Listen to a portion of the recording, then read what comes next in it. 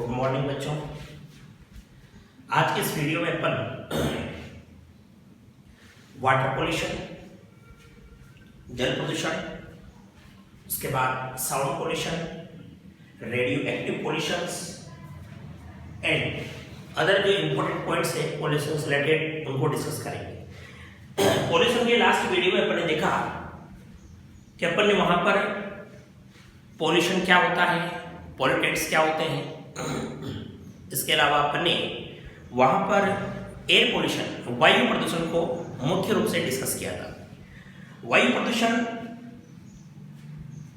बहुत इंपॉर्टेंट है क्योंकि इसके अंदर ग्रीन हाउस इफेक्ट है और ओजोन अपघटन है। सेकेंडरी जो पॉल्यूटेंट्स है वो काफी इंपॉर्टेंट है आपके जेट एग्जाम की दृष्टि से, और बायोलॉजी वाले जो बच्चे हैं उनके नीट एग्जाम की दृष्टि से काफी इंपॉर्टेंट है। अब पॉल्यूशन के अंदर नेक्स्ट जो अपना टॉपिक आता है वो है वाटर पोल्यूशन, जल प्रदूषण। तो अपन देखें वाटर पोल्यूशन। वाटर पोल्यूशन, तो वाटर पोल्यूशन क्या है, जल प्रदूषण क्या है। जल प्रदूषण जब जल के अंदर बाह्य स्रोतों के द्वारा कार्बनिक पदार्थ, अकार्बनिक पदार्थ, इसके अलावा अन्य जो पदार्थ है वो अगर मिल जाते हैं तो उससे जल की भौतिक रासायनिक जो विशेषताएं हैं वो बदल जाती हैं, और इनके बदलने से वो जो जल है वो क्या हो जाता है, प्रदूषित। यानी कहने का मेरा मतलब यूँ है कि जैसे मान लो एक स्वच्छ झील है, स्वच्छ तालाब है, उस तालाब के अंदर किसी भी शहर से निकलने वाला गंदा पानी अगर आकर मिल रहा है तो उसके अंदर कार्बनिक, अकार्बनिक और जैविक जो पदार्थ मिल रहे हैं तो वो जो जल है वो क्या हो गया, प्रदूषित हो गया। अब घरेलू जो वाहित मल निकलता है, घरों से जो वाहित मल निकलता है, इस वाहित मल के अंदर उपस्थित जो प्रदूषक है वो जैव अपघटनीय होते हैं, यानी उनका सूक्ष्म जीवों के द्वारा क्या हो जाता है, अपघटन हो जाता है। अब अपन प्रदूषित जो जल है उस प्रदूषित जल का आकलन कैसे करें कि जल कितना प्रदूषित है। तो देखो, जल प्रदूषण का जो मापन है वो किया जाता है जल में घुलनशील ऑक्सीजन के द्वारा, डिजोल्व ऑक्सीजन। जल में जो घुलनशील ऑक्सीजन होती है अगर 8 मिलीग्राम प्रति लीटर, 8 मिलीग्राम प्रति लीटर है तो वो जल प्रदूषित है। और अगर इससे कम है, जैसे अपन ने कहा कि किसी भी जो तालाब है, झील है, वहां पर उसके अंदर जो डिजोल्व ऑक्सीजन है, घुलनशील जो ऑक्सीजन है वो 4 मिलीग्राम प्रति लीटर है, इसका वो जल बहुत अधिक क्या है, प्रदूषित है। ठीक। अब ये जो डिजोल्व ऑक्सीजन होती है, इस डिजोल्व यानी घुलनशील ऑक्सीजन का मापन अपन करते हैं ऑक्सीमीटर के द्वारा। तो पहला जो इंपॉर्टेंट पॉइंट इसके अंदर ये है कि जल में घुलनशील जो ऑक्सीजन है जिसको अपन DO, डिजोल्व ऑक्सीजन बोलेंगे, इस घुलनशील ऑक्सीजन का जो मापन है वो किसके द्वारा करेंगे, ऑक्सीमीटर के द्वारा। क्लियर। तो एक तो ये क्वेश्चन आपके पूछा जा सकता है कि जल में घुलनशील ऑक्सीजन का मापन किसके द्वारा करते हैं, ऑक्सीमीटर के द्वारा। एक पॉइंट अब भी अपन ने डिस्कस किया कि यदि जल के अंदर घुलनशील जो ऑक्सीजन है वो 8 मिलीग्राम प्रति लीटर है, DO जो है अगर 8 मिलीग्राम प्रति लीटर नॉर्स है तो वो जल है वो प्रदूषित है। ये क्या है, प्रदूषित जल है। और यदि मात्रा जो है वो 4 मिलीग्राम प्रति लीटर हो गई तो ये अत्यधिक प्रदूषित है। इस जल को अपन क्या बोलेंगे, अत्यधिक प्रदूषित बोलेंगे। ठीक। अब आपने नाम सुना होगा आइकोर्निया का, जलकुंडी का। आइकोर्निया जो है, इस आइकोर्निया को बंगाल का आतंक कहा जाता है। वेरी इंपॉर्टेंट है। जलकुंभी को बंगाल का क्या बोलते हैं, आतंक। जलकुंभी, आइकोर्निया, जलकुंभी। समझो आप ध्यान से कि इस आइकोर्निया को, जलकुंभी को बंगाल का आतंक क्यों बोलते हैं। ऐसा क्या किया इसने कि इसका नाम जो है वो बंगाल का आतंक रख दिया गया। तो देखो बच्चों, सबसे पहले इस आइकोर्निया को बंगाल में लाया गया था अपने देश में, बाहर से इसको लाया गया। अब ये जो आइकोर्निया है ये जलाशयों के अंदर इसलिए लगाई गई थी स्टार्टिंग में कि इससे जलाशयों की सुंदरता बढ़ेगी। नीले पुष्प आते हैं, जलाशय सुंदरता क्या होती है, बढ़ती है। लेकिन बाद में जब ये बहुत तीव्र कायिक जनन के द्वारा धीरे धीरे सभी जलाशयों में फैल गई, पूरे भारत में फैल गई, पूरे भारत जलाशय में फैल गई, तो इसके दुष्परिणाम सामने आने लगे। दुष्परिणाम सामने ये आए कि ये जल में घुलनशील जो ऑक्सीजन होती है, उस जल में घुलनशील ऑक्सीजन का अवशोषण करती है और अन्य जो जलीय जीव है उनको ऑक्सीजन नहीं मिल पाती। इन्हें अपन कह सकते हैं कि ये जो आइकोर्निया है ये जल में डिसोल्व ऑक्सीजन है उसकी मात्रा को कम कर देती है, और अन्य जो जलीय जीव है उनको ऑक्सीजन नहीं मिल पाने के कारण उनकी क्या हो जाती है, मृत्यु हो जाती है। इसीलिए आइकोर्निया का क्या कहा गया है, बंगाल का आतंक कहा गया है। क्लियर है। तो अपन ने वाटर पॉल्यूशन के अंदर ये जो मुख्य मुख्य बातें हैं वो समझी कि डिसोल्व ऑक्सीजन का मापन किसके द्वारा करते हैं, ऑक्सीमीटर के द्वारा करते हैं। जल में घुलनशील जो ऑक्सीजन होती है अगर वो 8 मिलीग्राम प्रति लीटर है तो जल प्रदूषित है, अगर 4 मिलीग्राम प्रति लीटर है तो अत्यधिक प्रदूषित जल होता है। और आइकोर्निया जो है इसको क्या कहा जाता है, बंगाल का आतंक कहा जाता है। अब देखो यहां पर अपन समझते हैं सबसे पहले बीओडी, बायो केमिकल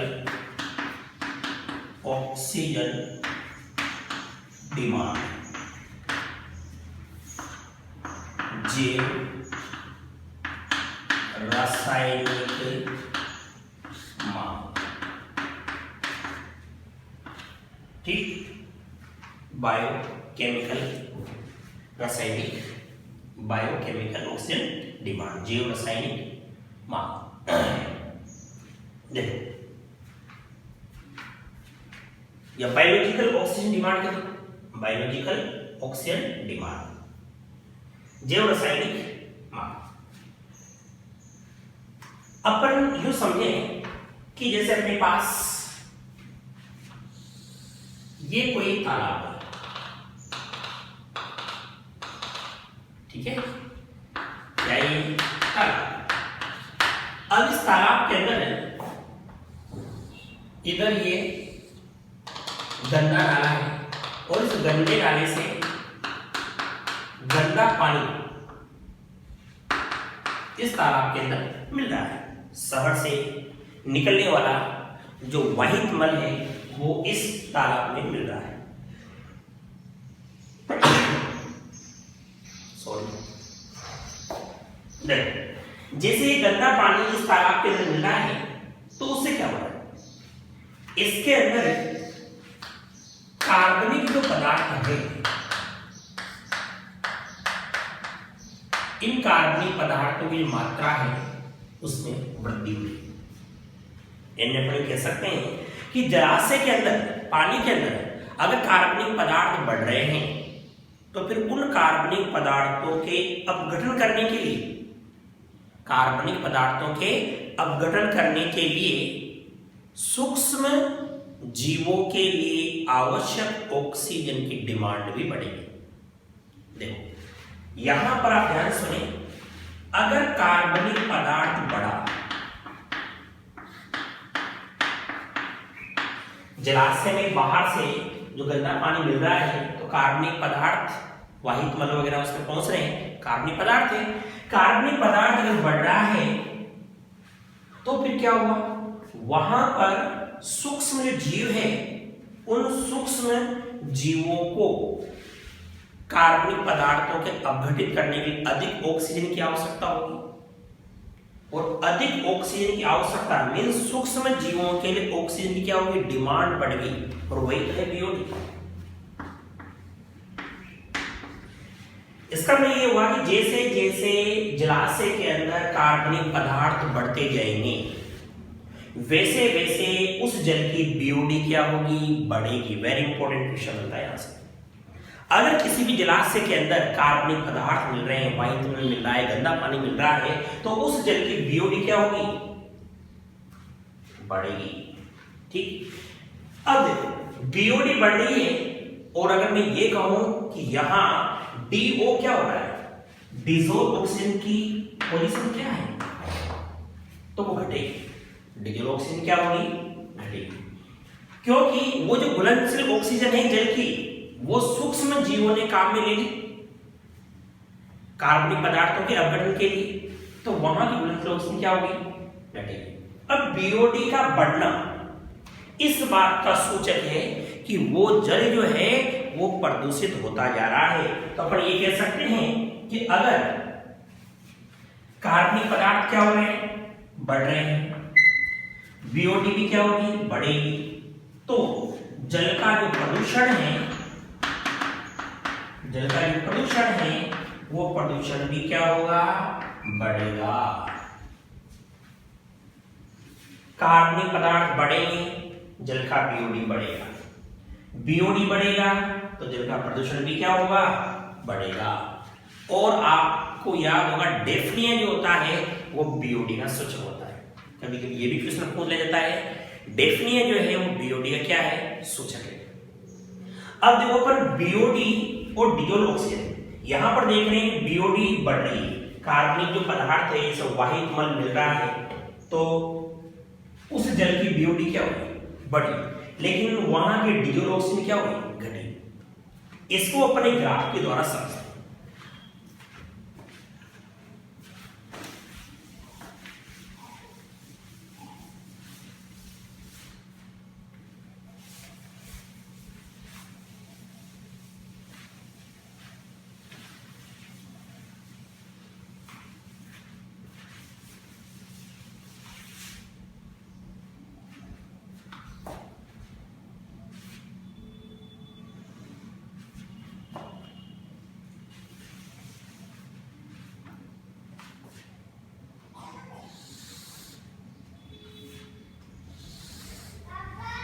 ये मान के चलिए कि एक नदी है, ठीक है। अब इस नदी के अंदर यहां से ये एक गंदा नाला मिल रहा है, क्या मिल रहा है इसके अंदर, गंदा नाला। अब गंदा नाला मिलने का मतलब इसके अंदर गंदा पानी, ये है नदी। अब इस नदी के अंदर पानी में प्रवाहित हो रहा है, इधर ये स्वच्छ पानी है। अब जैसे ही ये गंदा नाला इसके अंदर मिला, तो यहां का जो पानी है ये सारा क्या हो गया, प्रदूषित।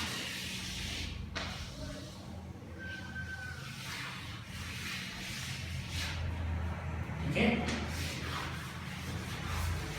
देखो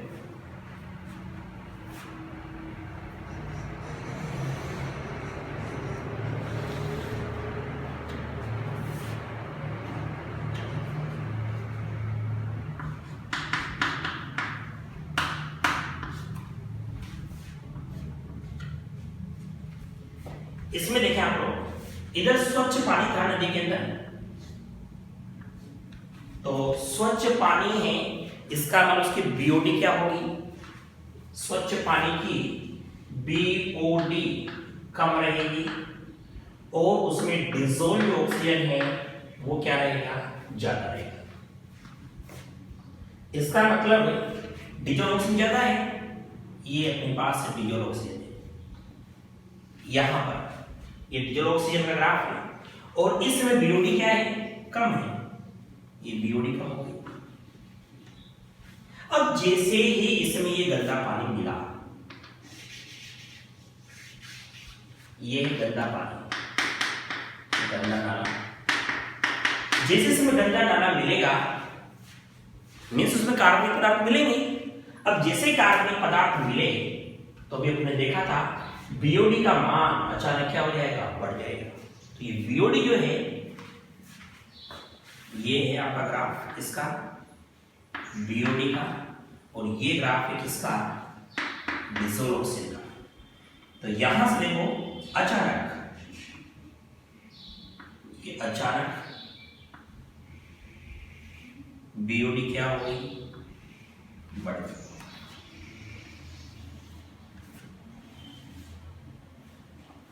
ये बीओडी अचानक बढ़ चुकी है। अब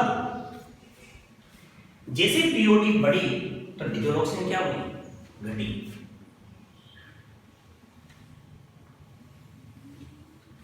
डिसोलूशन घटी। ये जो ग्राफ है येलो वाला, ये डिसोलूशन का है, और ये जो व्हाइट वाला है ये बीओडी का है। अब जैसे जैसे जल आगे बढ़ेगा तो ये जो कार्बनिक पदार्थ है इनकी सांद्रता क्या होती जाएगी, कम होती जाएगी। तो जैसे अपन यहाँ पर कहें कि ये थोड़ा सा मैंने हल्के रंग का बता दिया, जैसे जैसे जल इधर आगे बढ़ रहा है तो यहाँ पर जो कार्बनिक पदार्थ है वो सूक्ष्म जीवों के द्वारा अपघटित हो चुका है, इसलिए उस कार्बनिक पदार्थ की सांद्रता क्या होगी, कम होगी। तो यहाँ पर ये ग्राफ है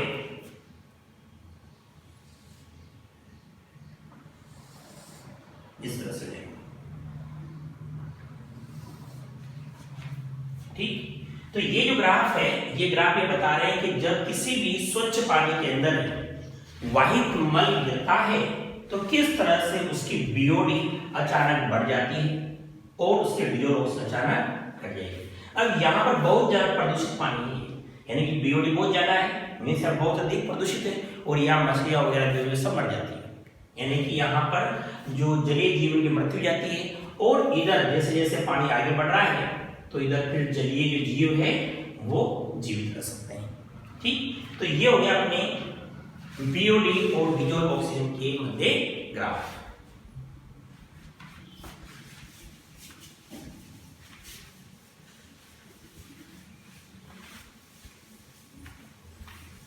हाँ जी, अब देखो नंबर 2, नंबर 1 बीओडी हो गया, number 2 COD, chemical oxygen demand. Chemical oxygen demand. Chemical oxygen demand क्या होती है? नाम से पता लग रहा है केमिकल, रसायन। जैसे ये जल है, अब इस जल के अंदर ये बाहर से मिले कार्बनिक पदार्थ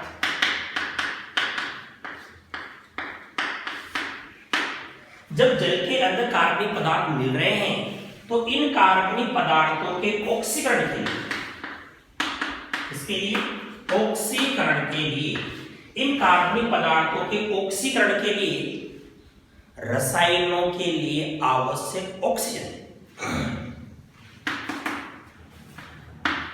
रसायनों के लिए आवश्यक O2 क्या कहलाती है, COD कहलाती है।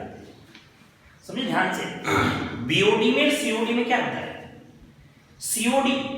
सीओडी भी ये तो ऑक्सीजन, डिमांड ऑक्सीजन की है, लेकिन ये डिमांड रसायनों के लिए।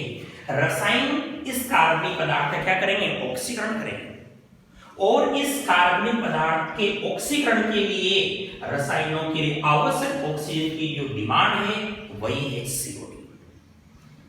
और एक और बात आप ध्यान से सुने, सीओडी का मान बीओडी से ज्यादा होता है। सीओडी का जो मान होता है वो बीओडी से क्या होता है, ज्यादा। बीओडी जो थी वो सूक्ष्म जीवों के लिए आवश्यक ऑक्सीजन की डिमांड है, जबकि सीओडी जो है ये रसायनों के लिए ऑक्सीजन की डिमांड है, ठीक। सीओडी का जो मान होता है वो बीओडी से अधिक होता है, क्लियर है। अब नंबर 3 जो आता है वो है जैविक आवर्तन, वेरी इंपॉर्टेंट।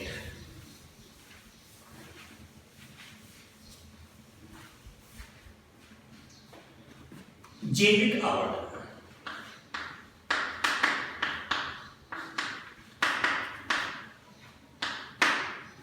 बायो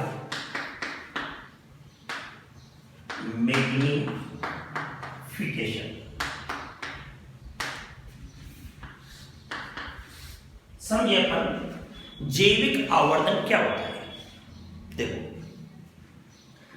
अपन ने जब प्रदूषक पढ़े तो प्रदूषक जो है अपन ने सबसे पहले पढ़े थे जैव अनिम्नीकरणीय प्रदूषक, और नंबर 2 पढ़ा अपन ने जैव निम्नीकरणीय प्रदूषक। आपको याद है जैव अनिम्नीकरणीय प्रदूषक क्या होता है? ऐसे प्रदूषक, ऐसे पोल्यूटेंट्स जिनका सूक्ष्म जीवों के द्वारा अपघटन नहीं होता है या फिर बहुत कम होता है, वो इस एनवायरनमेंट में लंबे समय तक उपस्थित रहते हैं। ऐसे प्रदूषक कहलाते हैं जैव अनिम्नीकरणीय प्रदूषक। जैसे कि एल्यूमिनियम है, मरकरी है, डीडीटी है, ये पेस्टिसाइड है। तो ये ऐसे प्रदूषक हैं जिनका अपघटन नहीं होता है सूक्ष्म जीवों के द्वारा, और ये इस प्रकृति के अंदर लंबे समय तक उपस्थित रहते हैं। अब जल यानी जैविक जो आवर्धन अपन देख रहे हैं, तो जैविक आवर्धन क्या है? अपन यहां पर उदाहरण समझते हैं कि जलीय खाद्य श्रृंखला का। जलीय जो खाद्य श्रृंखला है उसमें किस तरह से जैविक आवर्धन होता है। देखो, जलीय खाद्य श्रृंखला लेते हैं अपन एक जल, वाटर। जल के अंदर फाइटो प्लैंक्टन्स होंगे, शॉर्ट में लिखा हूं। फाइटोप्लैंक्टन्स को जू प्लैंक्टन्स खाते हैं। जू प्लैंक्टन्स को स्मॉल फिश है, स्मॉल फिश को लार्ज फिश, और इनको बर्ड्स। ये बनती है खाद्य श्रृंखला जल के अंदर। अब देखो, डीडीटी जो होता है, डीडीटी जिसका हम छिड़काव करते हैं कीटनाशक के रूप में, तो ये डीडीटी है, ये है जैव अनिम्नीकरणीय प्रदूषक। और ये जो प्रदूषक होते हैं, ये प्रदूषक खाद्य श्रृंखला में प्रवेश कर जाते हैं, और जो खाद्य श्रृंखला में प्रवेश करते हैं उसके बाद खाद्य श्रृंखला के जीव है उनके अंदर इनकी मात्रा लगातार बढ़ती जाती है। जैसे अपन देखते हैं, ये डीडीटी के लिए अपन देख रहे हैं, जल के अंदर डीडीटी की मात्रा है 0.003 ppb पार्ट पर बिलियन। ये डीडीटी की मात्रा है। फाइटोप्लैंक्टन जो है इसके पास 0.003 ppm है, इसके पास 0.04 ppm है, इसके पास 0.5 ppm है, इसके पास 2 ppm है, और इसके पास 25 ppm है। ये जो सांद्रता है, ये सांद्रता किसकी है? ये सांद्रता है डीडीटी की। जल के अंदर डीडीटी की सांद्रता बहुत कम है, लेकिन फाइटोप्लैंक्टन्स पादप जो प्लवक है उसके पास सांद्रता बढ़ गई, फिर उससे ज्यादा सांद्रता जंतु प्लवक के पास हो गई, उससे ज्यादा सांद्रता छोटी मछलियों के पास हो गई, उससे ज्यादा सांद्रता लार्ज फिश के पास हो गई, और इन लार्ज फिश को खाने वाले बर्ड्स है उनके पास सांद्रता बहुत अधिक हो चुकी है।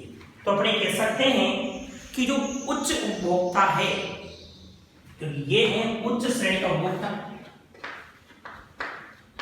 उच्च उपभोक्ता है, तो उच्च जो उपभोक्ता है उसके अंदर इस डीडीटी की सांद्रता सबसे अधिक होगी। तो खाद्य श्रृंखला के अंदर जो उच्च श्रेणी के उपभोक्ता होंगे उनमें इनकी सांद्रता सबसे अधिक होगी, और यही है जैविक आवर्धन। ऐसे प्रदूषक जिनका अपघटन नहीं होता है वो खाद्य श्रृंखला में प्रवेश कर जाते हैं, और जीवों के अंदर उनकी सांद्रता बढ़ती है, और सबसे ज्यादा सांद्रता किसके पास होती है? उच्च श्रेणी के उपभोक्ता के पास। ये जो प्रक्रिया है यही है जैविक आवर्धन। अब देखो, जैविक आवर्धन करने वाले जो पदार्थ है उसमें मरकरी, एल्यूमिनियम, डीडीटी, है ना, बीएचसी, ये सब इसके बहुत फेमस उदाहरण है, वेरी इंपॉर्टेंट एग्जाम्पल। ठीक, ये जैविक आवर्धन कर सकते हैं। मरकरी, ये क्वेश्चन पूछा भी जा चुका है गेट के अंदर। इसका संबंध है मिनामाटा रोग से। जापान में मिनामाटा रोग क्या है, वहां पर मरकरी जो है मछलियों के अंदर, मछलियां जो है जब मछली के अंदर इसकी सांद्रता बढ़ गई और उन मछलियों को खाया लोगों ने, तो वहां पर मिनामाटा रोग हो गया। तो ये क्वेश्चन आता है कि मिनामाटा रोग जो है वो किससे संबंधित है? वो है प्रदूषित जल है, मरकरी से प्रदूषित जल है, उसकी मछलियां खाने से ये रोग होता है। ठीक, उसके बाद जैविक आवर्धन जो अपन देख रहे हैं, तो जैविक आवर्धन में एक बहुत अच्छा उदाहरण है जो परीक्षा में पूछा जाता है कि जैसे खाद्य श्रृंखला के अंदर डीडीटी की सांद्रता लगातार बढ़ रही है। ठीक, लास्ट जो उपभोक्ता है वह है बर्ड्स, इनको लास्ट इसको खाने वाले जो बर्ड्स है, तो बर्ड्स जो है उनमें इसका क्या इफेक्ट देखने को मिल रहा है? जब बर्ड्स के अंदर डीडीटी की सांद्रता क्या हो रही है, बढ़ रही है, तो इससे कैल्शियम उपापचय प्रभावित हो रहा है। समझे ध्यान से। और कैल्शियम उपापचय प्रभावित होने के कारण ये जो पक्षी है ये पतले कवच वाले अंडे देते हैं। अंडे क्या देते हैं? अंडे। पक्षी अंडे तो दे रहे हैं लेकिन वह कवच कैसा है? पतला। और पतला होने के कारण वो जो अंडे हैं वो चूजा बनने से पहले ही फट जाते हैं। यानी कि अंडे से चूजा बाहर आएगा तो वो चूजा बाहर आने से पहले ही वो अंडे फट जाते हैं। और इसीलिए पक्षियों की जो पॉपुलेशन है उसमें गिरावट देखने को मिल रही है। वेरी इंपॉर्टेंट एग्जाम्पल है कि डीडीटी के कारण क्या हो रहा है, जैविक आवर्धन के कारण क्या हो रहा है पक्षियों से जब गिरावट आ रही है तो उसका कारण क्या है कि कैल्शियम उपापचय की क्रिया है इसको प्रभावित कर रहा है। इसलिए जो अंडों का कवच है जो कैल्शियम कार्बोनेट का बना होता है वो नहीं बन पा रहा है मजबूत, इसलिए वो जो अंडा है उसमें जो चूजा बाहर निकलेगा, चूजा बाहर निकलने से पहले ही वो मर जाएगा, इसलिए नया जीव नहीं बन पाएगा। यानी कि उनकी संख्या में लगातार क्या हो रही है? कमी हो रही है। ठीक, तो ये हो गया अपने जैविक आवर्धन। ठीक, बहुत इंपॉर्टेंट था। अब आता है अपने वाटर पॉल्यूशन में नेक्स्ट टॉपिक है सुपोषण, यूट्रोफिकेशन।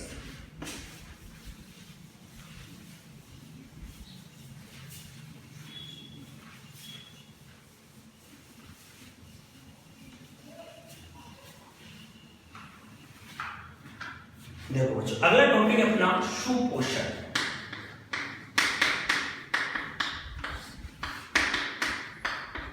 यूट्रोफिकेशन क्या है? यूट्रोफिकेशन समझिए, जब जल के अंदर पोषक पदार्थों की मात्रा बढ़ती है,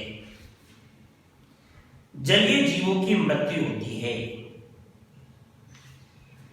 उसकी जैविक विविधता कम होती है, तो यही प्रक्रिया है सुपोषण। दोबारा समझे,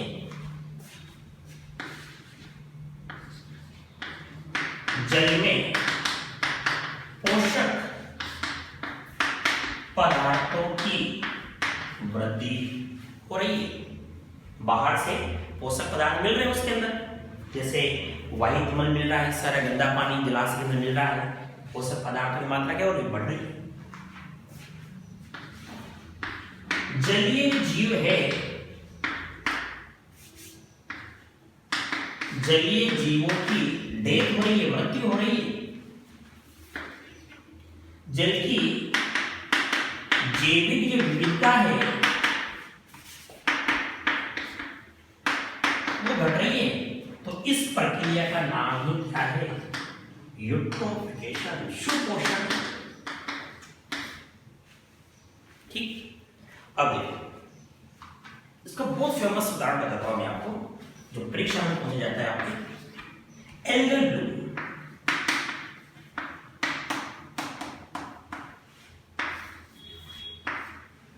एल्गल ब्लूम क्या होता है? जब जलाशय के अंदर पोषक पदार्थ बढ़ते हैं तो शैवाल जो होते हैं उनकी वृद्धि हो जाती है। शैवालों की अचानक क्या हो गई? वृद्धि हो गई। और शैवालों की जो वृद्धि है उसके होने के कारण, जैसे शैवालों की वृद्धि हुई तो उनका अपघटन होगा, यानी शैवालों की वृद्धि होने के कारण वो जो शैवाल वहां पर बढ़े अचानक, उस घटना को बोलते हैं एल्गल ब्लूम। ठीक, और जब इनकी मृत्यु होती है तो फिर वहां पर अन्य जलीय जीव है वो भी बढ़ने लग जाते हैं, उनका अपघटन होगा। तो अन्य जो सूक्ष्म जीव है उनका अपघटन करेंगे, लेकिन ऑक्सीजन कम होगी, इसलिए वहां पर धीरे धीरे अन्य जलीय जीवों की भी मृत्यु होना शुरू हो जाती है। ठीक, अब देखो यूट्रोफिकेशन, तो अपने कह सकते हैं कि ऐसी झील जिसमें कार्बनिक पदार्थ अधिक हो, ऐसी झील जिसमें कार्बनिक पदार्थ अधिक हो, तो उस झील को, यानी उस झील को बोला जाता है यूट्रोफिक झील। क्या बोलते उसको? यूट्रोफिक झील। ऐसी झील जिसमें कार्बनिक पदार्थ अधिक होते हैं उस झील को क्या बोलते हैं? यूट्रोफिक झील बोलते हैं। और इस यूट्रोफिक जो झील होती है इसका बीओडी का मान भी क्या होता है? अधिक होता है। ऐसी झील जिसमें कार्बनिक पदार्थ की मात्रा अधिक होती है उस झील को क्या बोलते हैं? यूट्रोफिक झील। उसका बीओडी क्या होता है? अधिक। इसमें आप और एक और बात ध्यान रखें, ओलिगोट्रोपिक झील। ओलिगोट्रोपिक झील क्या होती है? ऐसी झील जिसमें कार्बनिक पदार्थ कम होते हैं उस झील को कहा जाता है ओलिगोट्रोपिक झील। ठीक, तो ये हो गया आपके water pollution complete. Next topic अपना साउंड पॉल्यूशन, ध्वनि प्रदूषण।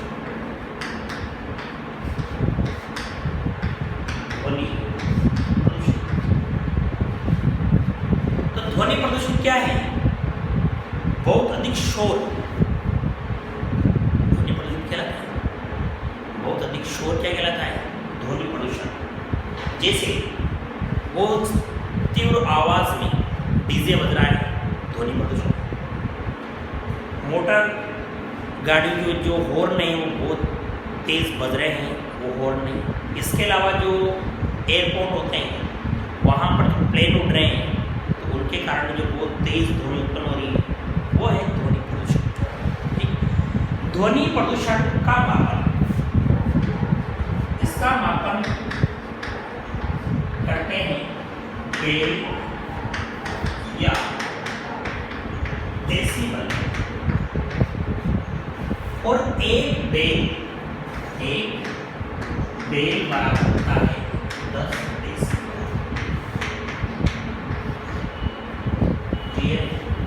यानी कि ध्वनि प्रदूषण का जो मापन है वो मापन किसमें करते हैं? डेसिबल में या फिर बेल में। एक बेल में कितने डेसिबल होते हैं? 10। तो अक्सर अपन डेसिबल काम में तो याद रखें, ध्वनि प्रदूषण का जो मापन है वो किसमें करेंगे? डेसिबल। अब कितने डेसिबल की ध्वनि को अपन शांति का वातावरण बोलेंगे और कितने डेसिबल की ध्वनि को अपन प्रदूषण की श्रेणी में रखेंगे? तो सुनो ध्यान से, अगर 25 डेसिबल तक की ध्वनि है तो शांत ध्वनि। 25 डेसिबल की ध्वनि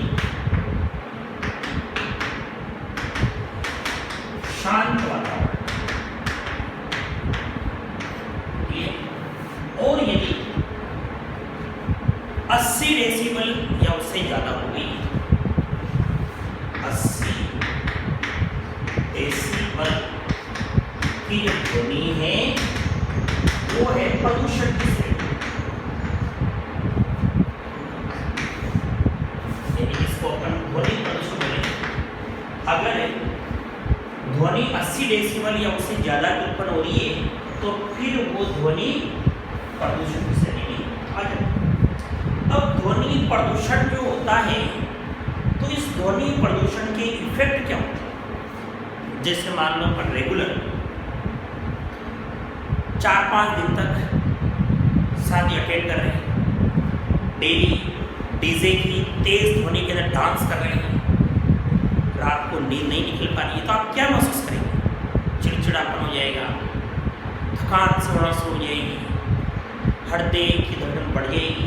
तो इस तरह की जो घटनाएं हैं वो अपन को देखने को मिलती है जब अपन अत्यधिक ध्वनि वाली जो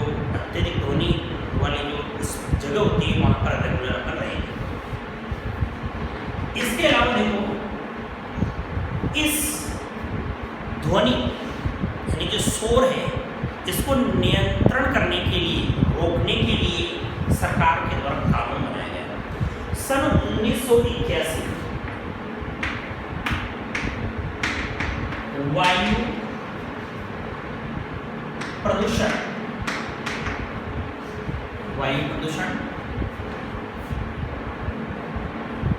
नियंत्रण कानून बना। 1981 में वायु प्रदूषण नियंत्रण कानून बनाया गया। अब 1987 में इसके अंदर शोर को भी जोड़ दिया। अपन कह सकते हैं कि 1981 में कानून बना था वो वायु प्रदूषण बचाने के लिए, वायु प्रदूषण कम करने के लिए, रोकने के लिए बनाया गया। और इसी के अंदर संशोधन करके 1987 में फिर किसको जोड़ दिया गया? शोर को भी। ध्यान रखना, जो वायु प्रदूषण का कानून था उसी के अंदर जोड़ दिया गया शोर। Next, green muffler scheme. Green muffler scheme का संबंध भी ध्वनि प्रदूषण को रोकने से है। इसमें क्या होता है? ध्वनि प्रदूषण को रोकने के लिए कि जैसे ये जो हाईवे वगैरह होते हैं, रोड के दोनों किनारों पर नीम और अशोक के वृक्ष लगा दिए जाते हैं, ग्रीन पट्टियाँ लगा दी जाती है। तो वो जो रोड के दोनों किनारों में जो ग्रीन पट्टियाँ लगाई जाती है वो ग्रीन मफलर स्कीम कहलाती है। और इसके द्वारा ध्वनि जो है उसको अवशोषित किया जाता है ध्वनि प्रदूषण। और इसी का उपयोग जो है वो उद्योगों में भी करते हैं। जो इंडस्ट्री होती है वहाँ आसपास प्लांट लगाए जाते हैं ताकि वो ध्वनि को अवशोषित कर सकें। ठीक, तो ये तो था अपनी साउंड पोल्यूशन। साउंड पोल्यूशन में क्या क्या इंपॉर्टेंट है देखो, एक तो इसका मापन किसमें करते हैं अपन? डेसिबल में, ये इंपॉर्टेंट है। एक 80 डेसिबल की जो ध्वनि है ये प्रदूषण की श्रेणी में है। और एक कानून 1981 में वायु प्रदूषण नियंत्रण बनाया गया था, फिर 87 में इसी में शोर को भी क्लियर कर दिया गया। और एक ग्रीन मफलर जो स्कीम है वो भी आ गई।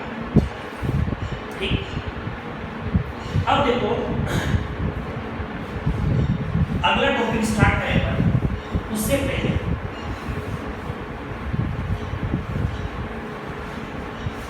अगला टॉपिक स्टार्ट करने से पहले अपन समझें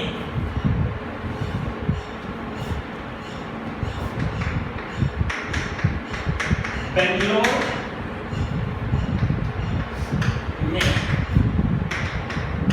अहमद खान ने क्या किया? सुना होगा नहीं? अहमद खान का नाम देखो। अहमद खान जो है इसने क्या किया? इसने प्लास्टिक जो अपशिष्ट है, प्लास्टिक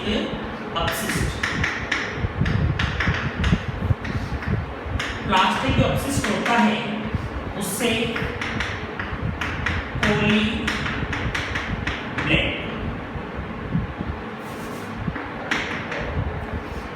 पाउडर बनाया।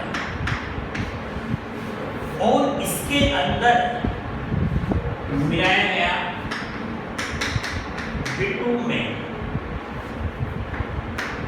का मिश्रण, ठीक, इन दोनों के मिलाने से प्लास्टिक की सड़क तैयार की। अब ध्यान क्या करना है, ये जो प्लास्टिक है अपशिष्ट, जैसे मानो अपन यूज करने के बाद फेंक देते हैं तो कचरा इकट्ठा करने वाले सबको थैले वगैरह इकट्ठा करके ले जाते हैं, तो वो जो अपशिष्ट है प्लास्टिक है, उस प्लास्टिक से उन्होंने पॉलीबेट नामक मिश्रण तैयार किया, पाउडर तैयार किया और उसमें बिटुमेन को मिलाया और मिलाने के बाद वो जो मिश्रण तैयार हुआ उससे उन्होंने सड़कें देखा ये गया कि वो जो सड़कें तैयार हुई प्लास्टिक की, वो अपने जो सड़कें होती हैं नॉर्मल उनकी तुलना में काफ़ी ज़्यादा स्टेबल है। ध्यान रखना, अहमद खान जो बेंगलोर में इन्होंने प्लास्टिक अपशिष्ट से सड़कें तैयार की, पॉलीबेट मिश्रण में क्या मिला उन्होंने, बिटुमेन। अब अपन पढ़ते हैं radio active pollution.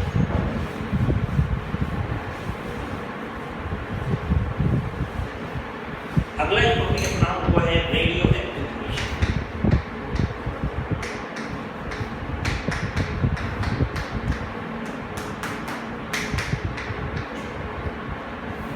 Radio active pollution, यहाँ से भी आपका क्वेश्चन आया हुआ है जेट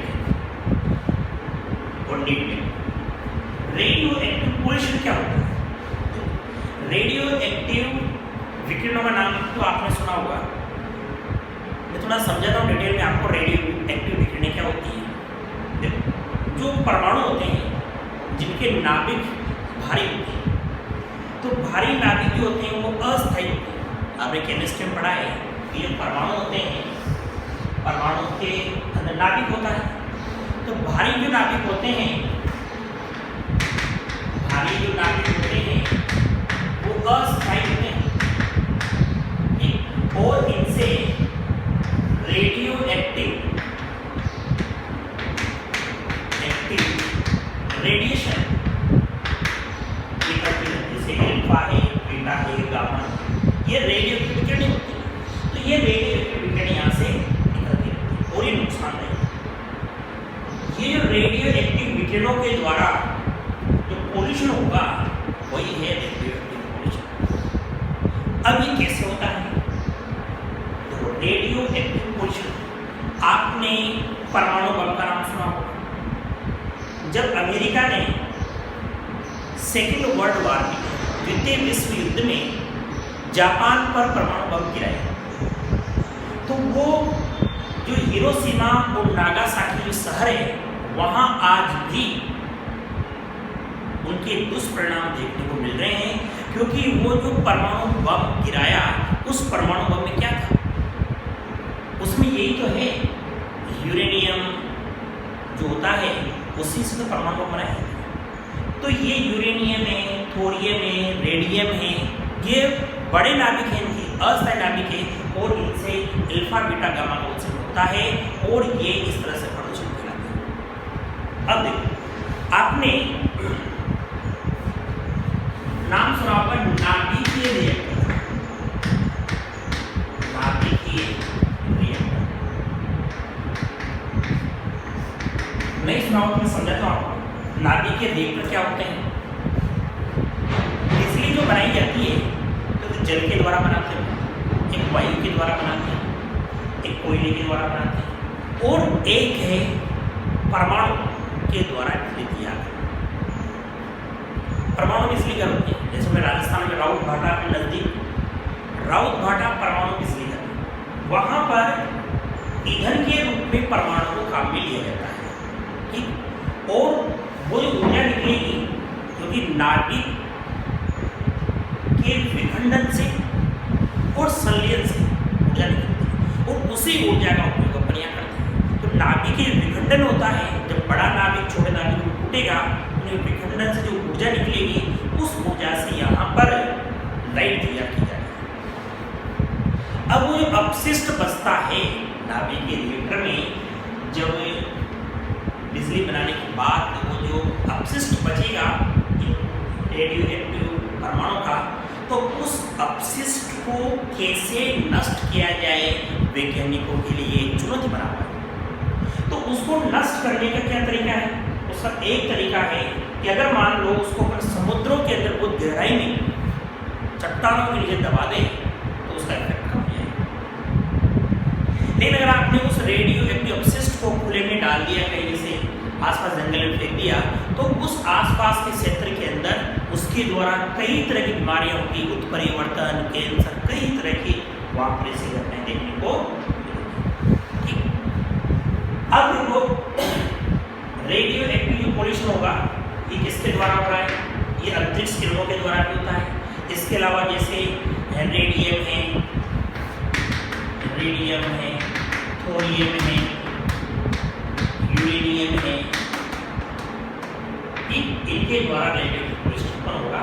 अब अपने लिए इसमें सबसे इंपॉर्टेंट की बात है उसको सबसे पहले रेडियोधर्मी पदार्थों का आकस्मिक रिसाव। रेडियो धर्मी पदार्थों का आकस्मिक रिसाव।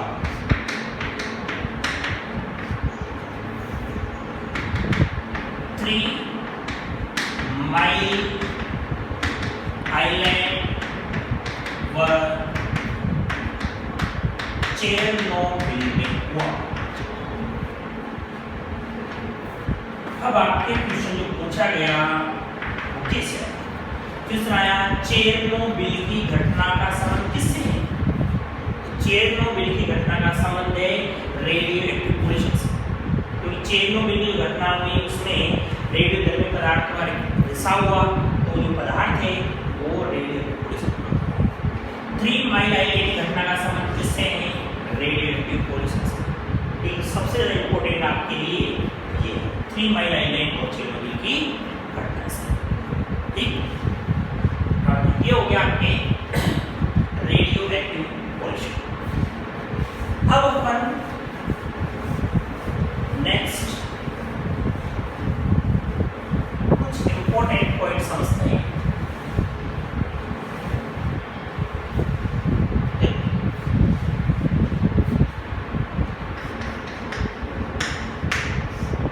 पॉइंट नंबर 1,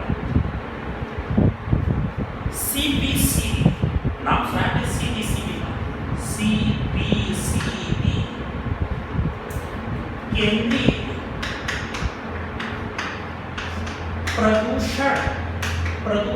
केंद्रीय प्रदूषण नियंत्रण बोर्ड।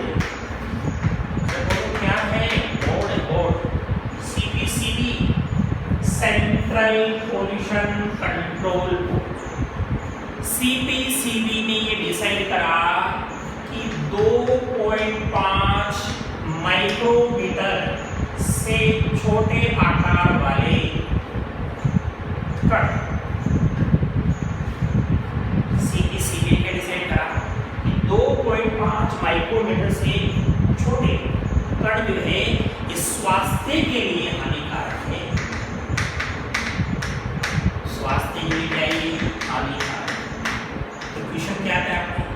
क्वेश्चन आता है कि जो CPCB है उसने कणों की साइज जो है वो क्या डिसाइड करा? क्या बताया?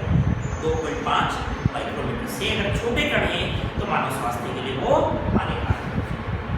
पॉइंट नंबर 2 देखिए अपन, कैटालिटिक कन्वर्टर।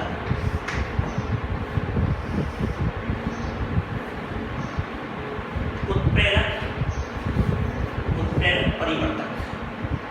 कैटालिटिक कन्वर्टर बहुत इंपॉर्टेंट है। देखो कैटालिटिक कन्वर्टर क्या काम है, डिटेल में आपको मैं समझाता हूँ। अपने जो वाहन होते हैं तो वाहनों से निकलने वाले धुआं है, उस धुएं के अंदर मुख्य जो प्रदूषक है वो है कार्बन मोनोऑक्साइड, अर्धजलित हाइड्रोकार्बन्स और नाइट्रोजन ऑक्साइड। ये जो विषैले गैसें हैं, ये विषैली गैसें वातावरण में अत्यधिक प्रदूषण उत्पन्न करती हैं। अब क्या होता है एक कैटालिटिक कन्वर्टर में कुछ कीमती धातु जैसे प्लेटिनियम, रोडियम,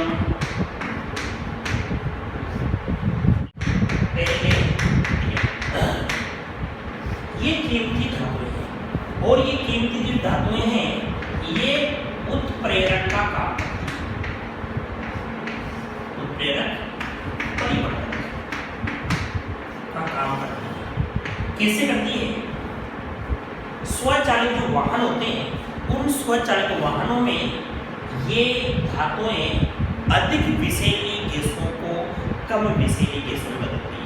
जैसे कि अपर CO कार्बन मोनोऑक्साइड जो अत्यधिक विषैली होती है, इस कार्बन मोनोऑक्साइड को बदल दिया जाता है CO इसके द्वारा, इस कैटालिटिक कन्वर्टर के। इसके अलावा जैसे अभिहित हाइड्रोकार्बन,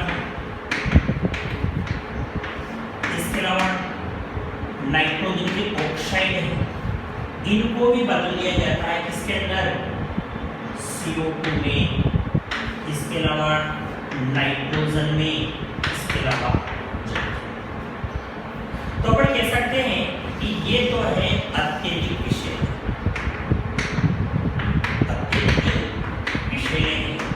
और ये हैं उनकी तुलना में कम। तो कैटालिटिक जो कन्वर्टर है इसमें एक क्वेश्चन पूछे जाते हैं, तो एक तो वो है कि कौन सी कीमती धातु इसमें काबिलियत है? प्लेटिनियम, रोडियम, पैल्टियम, ठीक, और ये अधिक विषैली गैसों को कम विषैली गैसों बदलने का काम करते हैं। एक क्वेश्चन इसमें ये आता है कि जो वाहन, जिन वाहनों में कैटालिटिक कन्वर्टर लगे हुए हैं उन वाहनों में सीसा रहित पेट्रोल,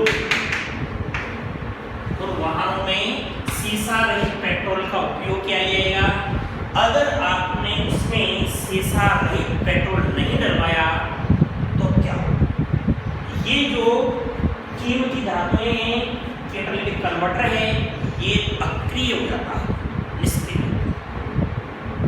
ठीक, तो इन जिन वाहनों के अंदर, जिन स्वचालित वाहनों के अंदर कैटालिटिक कन्वर्टर लगे हुए होते हैं उनमें सीसा रहित पेट्रोल उपयोग में लिया जाता है। क्लियर है? अब नेक्स्ट पॉइंट अपन समझते हैं।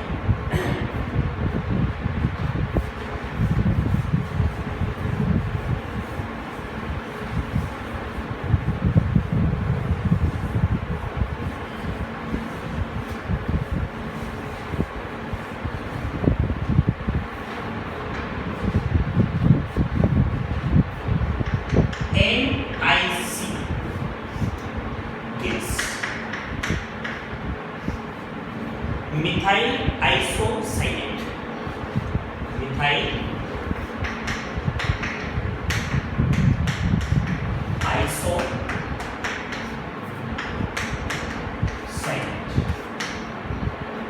इसको जाना जाता है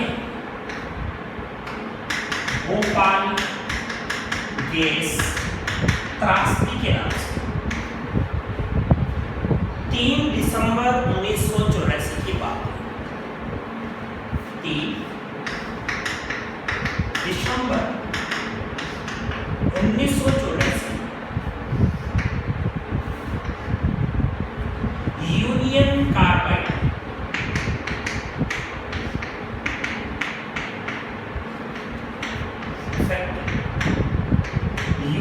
कार्बाइड फैक्ट्री में इस गैस का नशा हुआ और इस गैस का उपयोग जो था वो था सेविन नामक इंसेक्टिसाइड के बनाने। ठीक, बहुत इंपॉर्टेंट है, परीक्षा में पूछा जाता है। MIC gas, methyl isocyanate gas, इस गैस का संबंध है भोपाल गैस त्रासदी से। 3 दिसंबर 1984 को इस गैस का अचानक रिसाव हुआ जिससे हजारों लोग मरे। यूनियन कार्बाइड फैक्ट्री से रिसाव हुआ था और इस गैस का उपयोग किसमें होता था? सेबिन नामक इंसेक्टिसाइड कीटनाशक दवा बनाने में इसका उपयोग होता था। ठीक, तो ये है वैसे। इसके अलावा देखो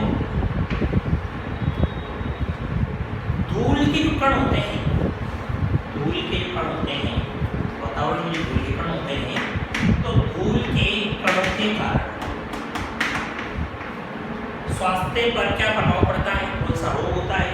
तो वह है न्यूमोनियोसिस। न्यूमोनियोसिस एक होता है कि जो कॉटन मिल में काम करने वाले जो कर्मचारी होते हैं, तो उन कर्मचारियों में लंग फाइब्रोसिस होता है। क्या होता है इसमें? लंग्स इफेक्ट होता है।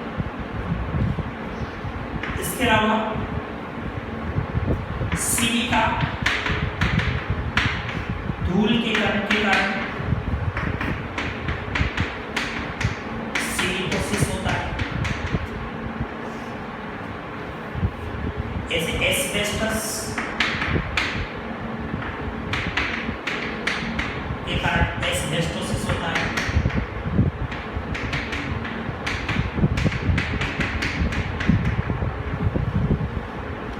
ठीक, तो ये कुछ इस तरह के इंपॉर्टेंट पॉइंट है जो और भी आपको नोट्सों के माध्यम से मिल जाएंगे, सब लिखा हुआ है। तो वो इंपॉर्टेंट पॉइंट्स को मैं आपको बता रहा हूँ। हाँ, नेक्स्ट पॉइंट है अपना कि जल में जब नाइट्रेट की अधिकता हो जाती है, तो जल में नाइट्रेट की अधिकता से ब्लू बेटी डिजीज होता है, जिसे मेथमोग्लोबिनेमिया या साइनोसिस भी कहा जाता है। मेथमोग्लोबिनेमिया या साइनोसिस भी कहा जाता है। इसके अलावा देखो आर्सेनिक युक्त जो विषाक्त चारा होता है, तो उससे पशुओं के अंदर ब्लैक फुट रोग होता है। पशुओं में ब्लैक फुट नामक रोग होता है। इसी प्रकार कैडमियम है, ये कैडमियम के प्रदूषक है। इसके कारण जापान में लोगों में हड्डियां नरम हो जाती है और इसे टाई टाई या आउच आउच आउच आउच, ठीक है, टाई टाई या आउच।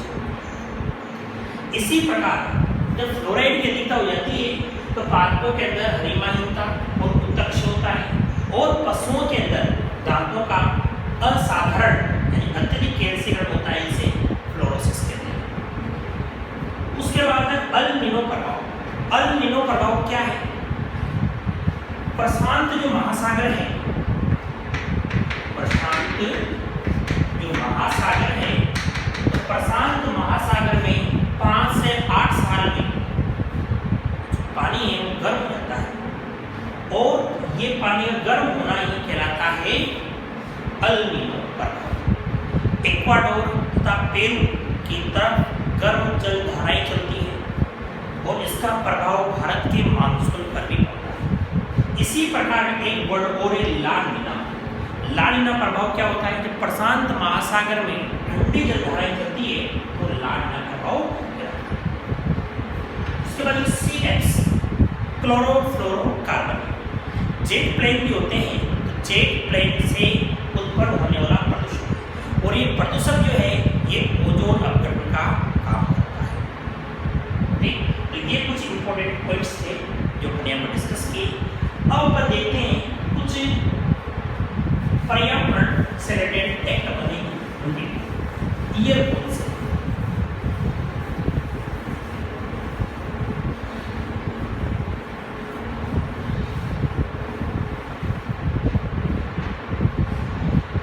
सबसे पहले आप ध्यान रखेंगे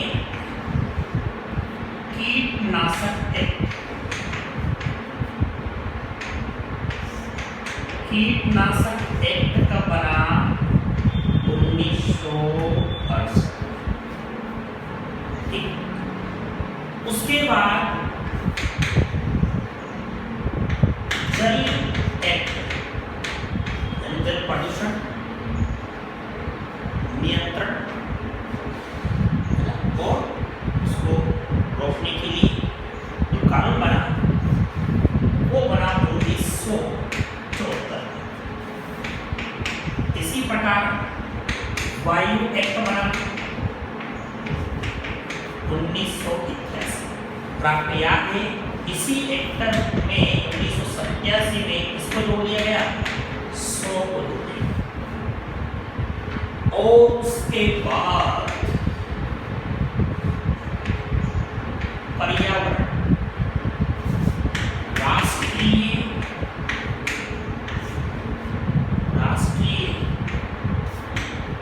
पर्यावरण सुरक्षा एक्ट, ये बड़ा 1987। याद रखिएगा चारों छोटे। अब आप इसको ऐसे याद रखें कि सन 1968 कीटनाशक एक्ट बना। अब वो कीटनाशक जो है जल में भी पहुंचे, तो फिर जल को बचाने के लिए भी एक्ट बनाना पड़ा। तो 74 में फिर जल एक्ट बना दिया गया। फिर वो प्रदूषण वायु में होने लगा, तो फिर वायु को बचाने के लिए भी एक्ट बनाना पड़ा। तो इसको आप लोग क्रम से याद रखो। 1968 में कीटनाशक एक्ट की समस्या यानी कीटनाशक की समस्या कीटनाशक एक्ट बनाया। 74 में जल एक्ट बनाना पड़ा, फिर वायु एक्ट बनाना पड़ा, और फिर 87 में बना राष्ट्रीय पर्यावरण सुरक्षा एक्ट। अब देखो नेक्स्ट जो पॉइंट है वह है प्रथम मानव पर्यावरण सम्मेलन 1972 में स्टॉकहोम में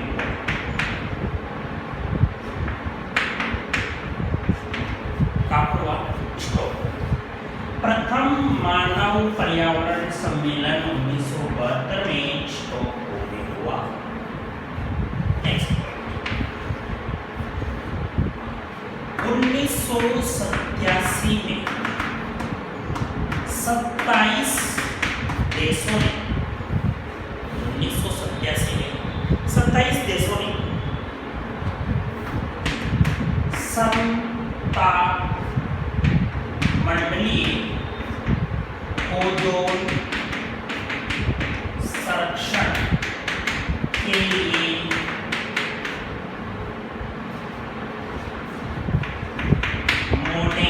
मॉनिटरिंग प्रोटोकॉल पर हस्ताक्षर किए। मॉनिटरिंग कनाडा में शब्द का नाम है। वहां पर 27 देशों के प्रतिनिधि इकट्ठे हुए और उन्होंने समता मंडल की जो ओजोन गैस है, इस ओजोन गैस के संरक्षण के लिए मॉनिटरिंग प्रोटोकॉल पर हस्ताक्षर किए। एक संधि बनाई उन्होंने कि ओजोन परत को बचाना। उसके बाद 1992 में Rio de Janeiro Brazil, Rio de Janeiro में प्रथम शिखर सम्मेलन हुआ।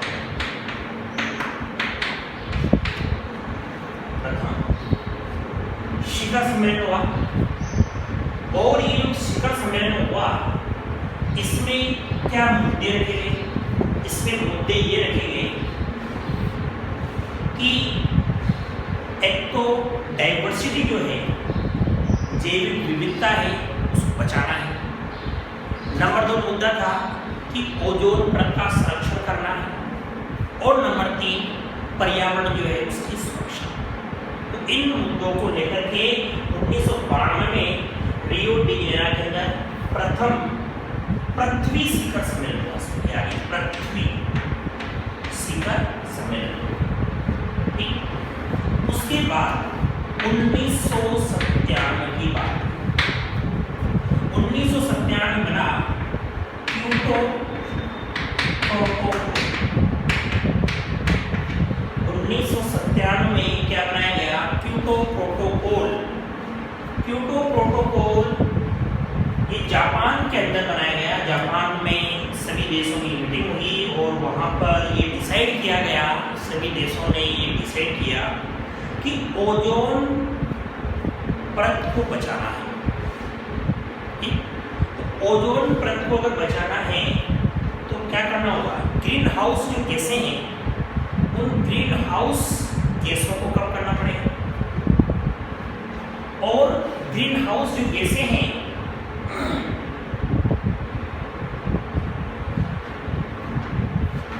1987 में क्योटो प्रोटोकॉल बना।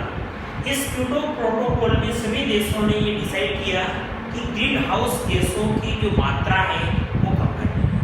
तो लक्ष्य ये रखा कि 1990 में ग्रीन हाउस गैसों की सांद्रता है उससे 5% कमी लानी है 2008-2012। तो आप ध्यान रखें, क्योटो प्रोटोकॉल 97 में बना और इसका संबंध है ग्रीन हाउस गैसों को कम करने से। लास्ट एक और पॉइंट अपन यहाँ पर समझते हैं कि राष्ट्रीय वन नीति 1988, राष्ट्रीय वन नीति 1988 के अनुसार मैदानी भागों में 33% वन और जो पहाड़ी क्षेत्र है वहां पर 67% वन होना चाहिए। यह राष्ट्रीय वन। इसके अनुसार मैदानी भागों में 33% वन और पहाड़ी क्षेत्रों में 67% वन होना चाहिए। ठीक, तो बच्चों यहीं पर समाप्त करते हैं अपन प्रोविजन। अब आपके इस एनवायरमेंटल इश्यू जो टॉपिक है इसमें एक टॉपिक और बचता है नेचुरल रिसोर्सेज, प्राकृतिक संसाधन।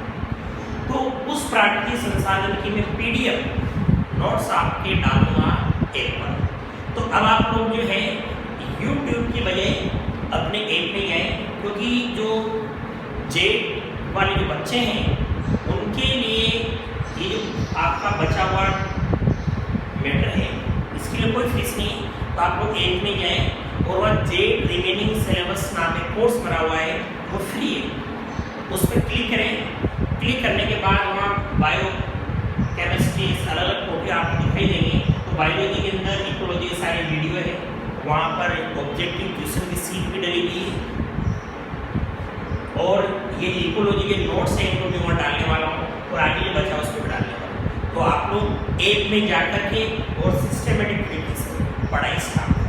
क्योंकि यूट्यूब जो है वहाँ से आप लोग केवल वीडियो देख सकते हैं, लेकिन बाकी नोट्स वगैरह आपको ऐप में मिलेंगे। ठीक है, आगे अपन पढ़ते हैं। अब अपन आगे इसमें बॉटनी का एक टॉपिक था, ये कंप्लीट हो गया। अब पढ़ेंगे जूलॉजी। ठीक,